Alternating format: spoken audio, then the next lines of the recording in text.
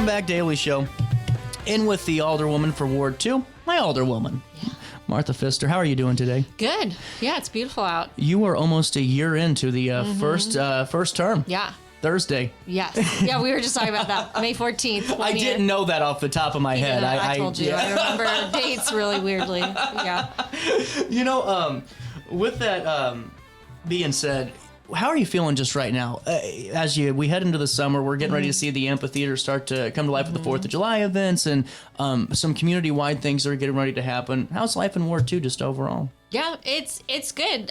There's always things to work on, but going into the summer is an exciting time. You mentioned like the amphitheater. They have a lot of good new energy there, so I'm excited about what they do. And I know there's a lot of events going on for the 250th. And we have at the city, we have the comprehensive plan has been in the works. There's going to be a parks plan. And so I'm very excited about that because I think just a lot of us love our parks. I think as a mom, I think about our parks a lot. We have great parks. I don't think we need more parks, but some of the ones we have could use some improvements. And so getting some input from people on what they need and how they use them is exciting. And I think it's a good, the input part of it is so important, and I don't think anyone, the general public, realizes as a whole how important that is to pick up the phone and say, hey, I'd like to contribute, just let you know how I'm feeling about what I'd like to see done, whether it's a park or the comprehensive plan.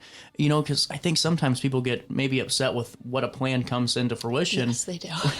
You know that better than I do. And they don't, they didn't contribute to that plan. Yeah. And I think that that's a tough spot to be in as a city, any type of city administrator, because you got to do whatever you feel that's best with the help of the public. And if you only hear from a certain amount of them, you don't hear from the whole group, Yeah. And I think that that's where the alderpersons can really do a big part in reaching out to their constituents and just making it super easy and not just having something at City Hall at a certain time, but having a variety of places and times. And I know that's what they've been doing with the comp plan and just figuring out what spaces are we not already in? There's a lot of people at the table. How do we get more people in, and where are those people, and how can we talk to them? Absolutely. Right now, what are your top priorities that you're kind of focusing on or that you're keeping front of mind?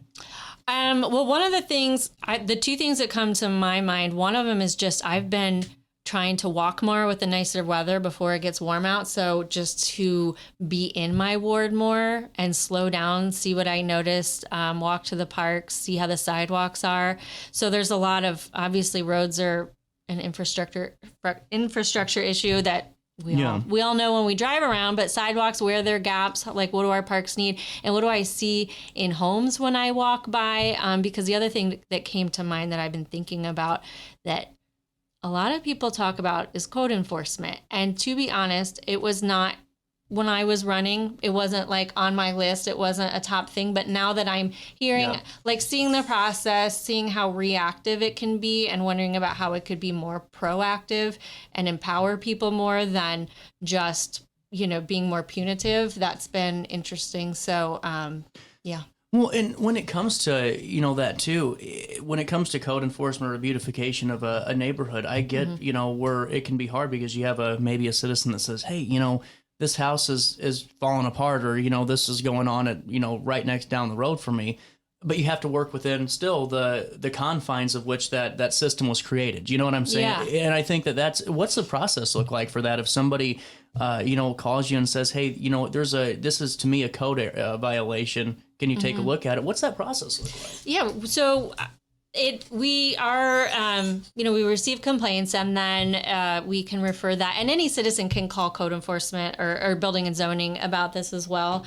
But a lot of times it goes through the alderperson, and we reach out to building and zoning, and they'll have an inspection done of that property. And the goal should never be to just we're not trying to punish people or give citations. You want compliance. You want a safe living space, and you also want it to look good.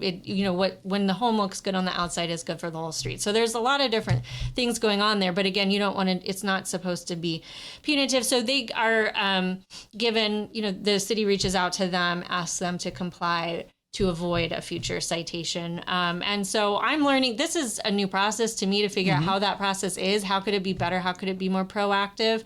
And a lot of times in Alton, if you look at, what our poverty level is like, or what, if things are rentals, do tenants feel like they can reach out to the city to make a complaint? So there's a lot of like equity issues there as well too. So I've been trying to figure out, if there's something that's needed and it's cost prohibitive, what programs do people need to know about to help and be enabled to make those changes? A couple of follow-ups there. Is there a thought in your mind too? And I only ask this because I've heard this so many times from people that watch the show and they call in or they text in.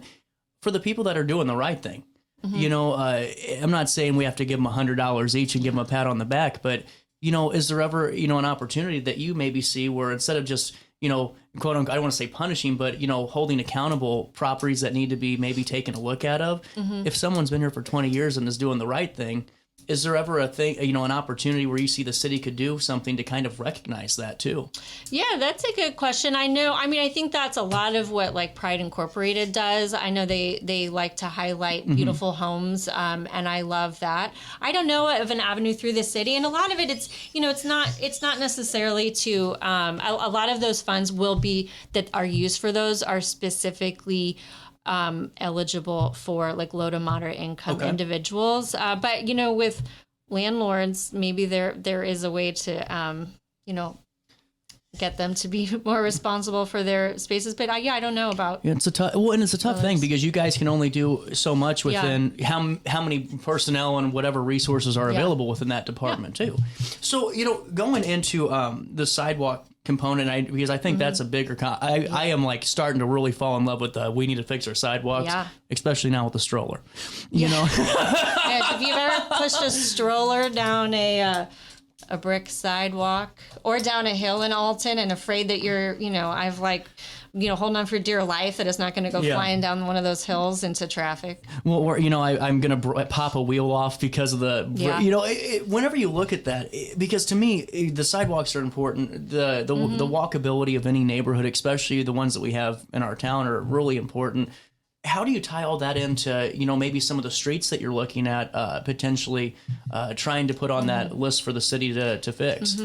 That's a process I'm still learning about, but I think a lot of it is what do we prioritize? And when we think about infrastructure, are we thinking about strictly cars or are we thinking about people? We want people moving around, especially downtown. Sidewalks are great down there, but how can we bridge the neighborhoods to the downtown so that you're getting the foot traffic that our businesses want? So it's really like you're talking about health, you're talking about equitability, you're talking about economic vitality. Like it's really beneficial for a lot of different issue areas. Well, I think too, it's great to have collaboration when it comes to that. And it seems like you guys really do have some great groups within the city that are doing that, and from Pride all the way down to Main Street with their efforts and across the board.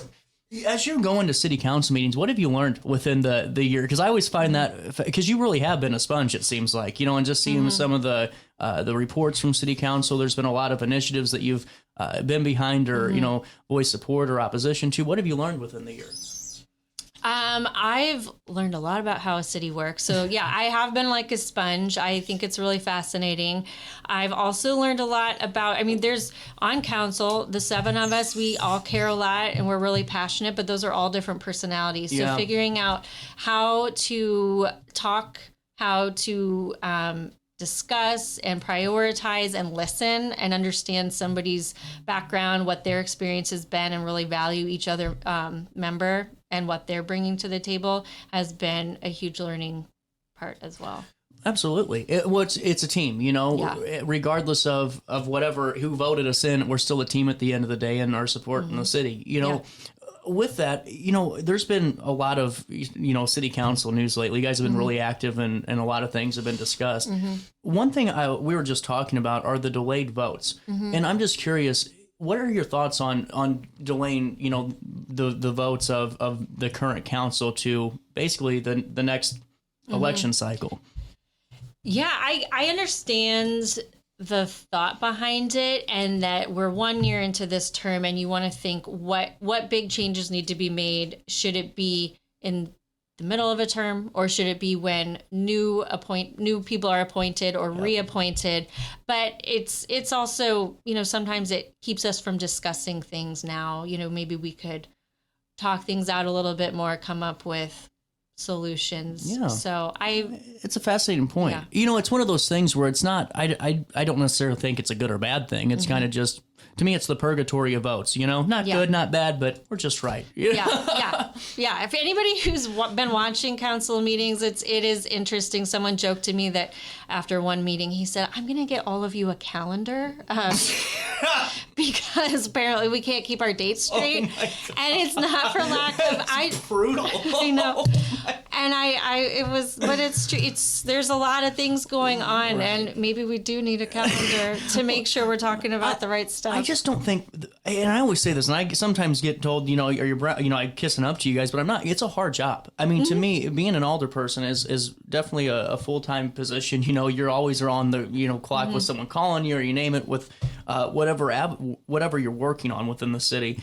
What are your biggest kind of focuses the next year or two, when it comes to, because I know you mentioned sidewalks and the code enforcement side of things, which I feel like a lot of people are going to be really interested in seeing how that rolls out. Yeah. And, with that, I don't have, all the answers, but I'm trying to learn more. But I think when I look at some of the things we've done, there's a lot of improvements we're making, but I'm trying to start thinking about what kinds of changes can we make that is going to make our citizens' day-to-day lives better. Maybe like a small improvement, but we're not going to change anybody's lives, but really focusing on is it better roads, sidewalks, programs for small businesses to apply to, things like that it's not all just administrative things that, it's great to make our city staff run better. I appreciate them so much. And so I want to support them, and I do support them, but I also want to think, what kind of policies can we be working on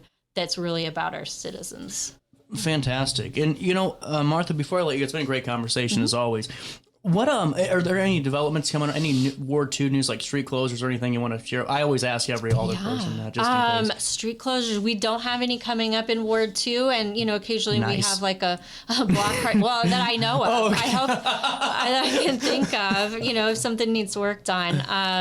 As the summer comes up, now that we've got a budget approved, we will be, seeing some more road improvements. So that's always a good reason to see a road closed, is filling those potholes. Absolutely.